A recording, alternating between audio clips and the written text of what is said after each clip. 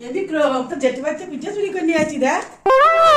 ওই দেখি দেখি। দেখ দেখ থালা ধরে নিয়ে চলে আসছি, তো জেঠি বলে একটু দেখতে পাইনি। এত পিঠে, আসো আসো বসো বসো। খাবো খাবো।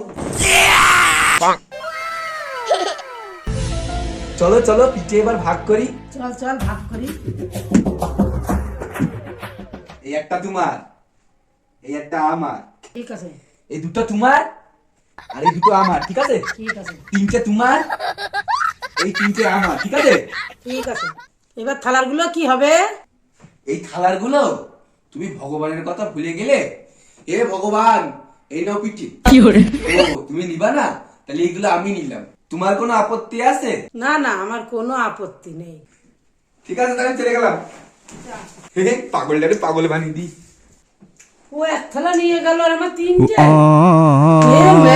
আমার বোকা বানিয়ে দিল।